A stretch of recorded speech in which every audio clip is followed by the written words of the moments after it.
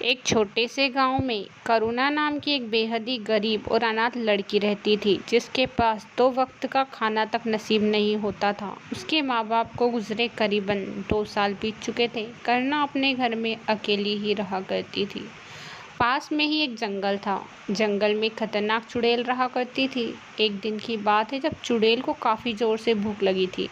क्योंकि चुड़ैल 4-5 दिनों से भूखी ही जंगल में फिर रही थी, इसलिए पास के ही गांव में जाना उसने सही समझा। रात के समय में वह उस गांव में जाती है और घर घर जाकर वहां खाना ढूंढने लगती है। क्योंकि चुड़ैल को काफ़ी ज़ोरों की भूख लग रही थी, इसलिए जहाँ पर भी उसे घर के अंदर से खुशबू आ रही थी, अरे वाह, इस घर में से तो बहुत ही अच्छी खुशबू आ रही है, इस घर के अंदर ही जाती हूँ खाना खाने के लिए। चुड़ैल उस घर के अंदर जाती है और जो भी खाना दिखता है वहाँ सारा ही खाना चट कर जाती है।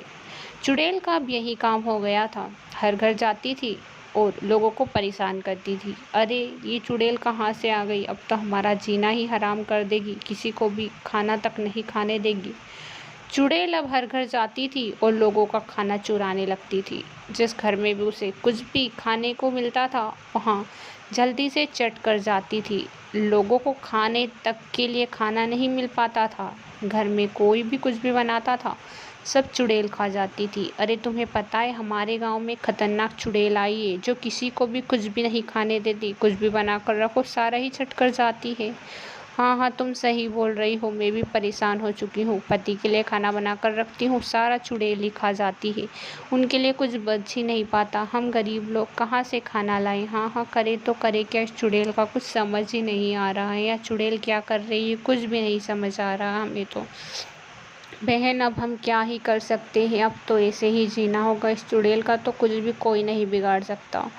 चुड़ैल का अब काम बन चुका था गांव में फिरना और लोगों का खाना चुरा कर खा लेना। अब लोगों ने तो घर से बाहर निकलना भी बंद कर दिया था।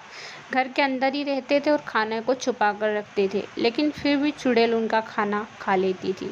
एक दिन की बात है, जब चुड़ैल को काफ़ी तेज़ी से भूख लगी थी। वहाँ करुणा के घर के बाहर खड़ी होती है। अरे, इस घर में से तो खुशबू नहीं आ रही, लेकिन रोने की आवाज़ आ रही है। यहाँ क्या है, मैं देखती हूँ।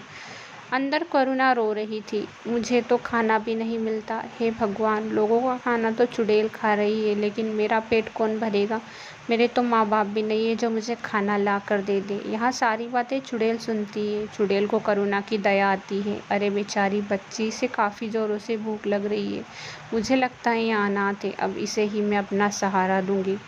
चुड़ैल काफ़ी ज़्यादा अच्छी थी। वह करुणा के पास जाती है और करुणा को देखकर उसके अंदर ममता जाग जाती है, क्योंकि करुणा बेहद ही नाजुक लड़की थी। करुणा जब चुड़ैल को देखती है तो उसे चुड़ैल से काफ़ी ज़्यादा डर लगता है। अरे, मुझे इस चुड़ैल से कोई तो बचाओ, मुझे काफ़ी ज़्यादा डर लग रहा है, मुझे यहाँ चुड़ैल बहुत ही बुरी लग रही है, मुझे बचाओ। वहाँ चुड़ैल उससे कहती है, बेटा मुझसे डरो मत, मैं तुम्हारी माँ के समान हूँ। तुम्हें पता है, मैं तुम्हारे लिए खाना लाई हूँ, तुम्हें खाना खिलाऊंगी, अपने साथ ले चलूंगी। तुम्हें पता है, तुम्हारे माँ बाप भले ही चले गए, लेकिन आज से तुम मुझे ही अपनी माँ मानना, मैं तुम्हारा सहारा बनूंगी।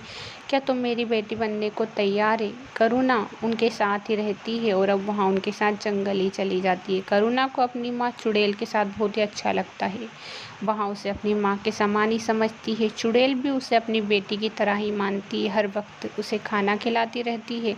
जो भी चीज़ करुणा को चाहिए, सब चुड़ैल लाकर उसे देती है। चुड़ैल और करुणा दोनों माँ बेटी की तरह रहने लगती है और दोनों ही साथ में काफ़ी खुश रहती है। कहानी पसंद आए तो चैनल को